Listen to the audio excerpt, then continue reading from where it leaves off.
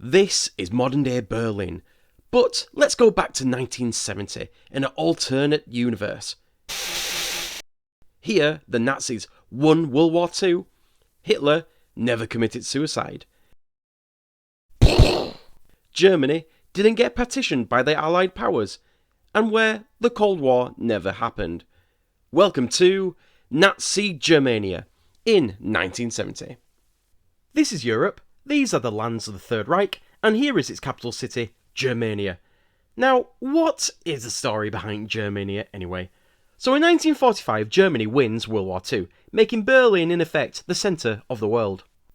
This gave Hitler the opportunity to create the fascist city he'd always dreamed of, something that would last the test of time and exhibit power and grandeur. So two things had to be done. Number one, Berlin, needs a new name.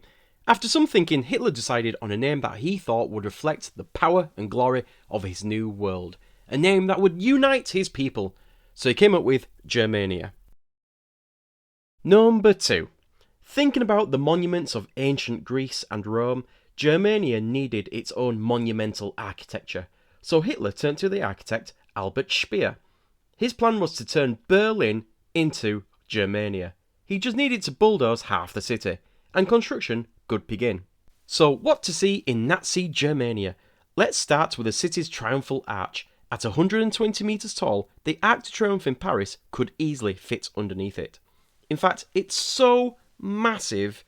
After construction, it was discovered that the ground was too soft to withstand the building's weight, causing it to sink and crack. Oops. Then through the arch is the Avenue of Splendours, a large avenue running through central Germania lined with monuments. At the end of the avenue, you'll come to the Volkshalle, a gigantic dome and centrepiece of the city, so big it's roughly the size of the Eiffel Tower. The dome is crowned by the Nazi eagle holding the globe in its talons, and inside the Volkshalle there's space for 180,000 people.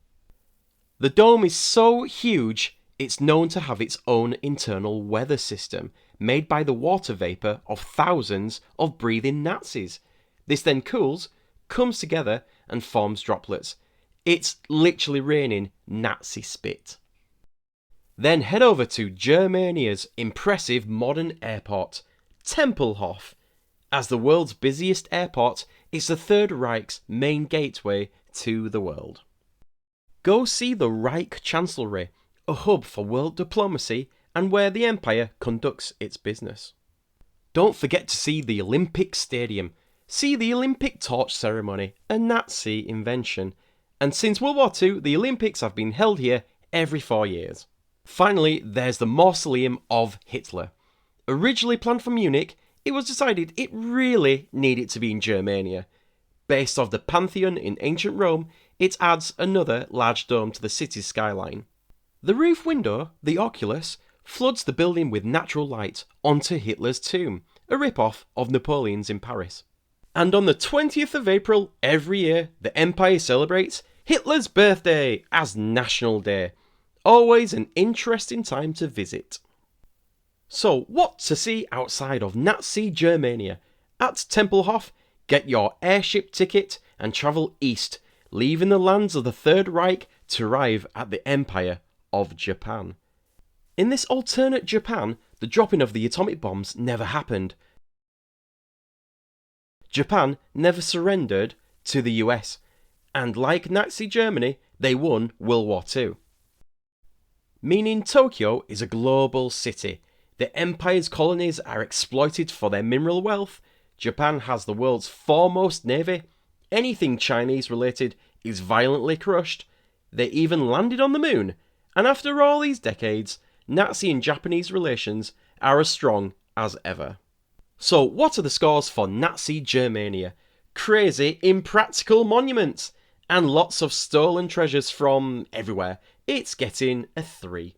So if you enjoy really big buildings, listening to Nazi propaganda stood next to thousands of people, and getting covered in raining spit sounds like a fun night out, then Nazi Germania is the place for you.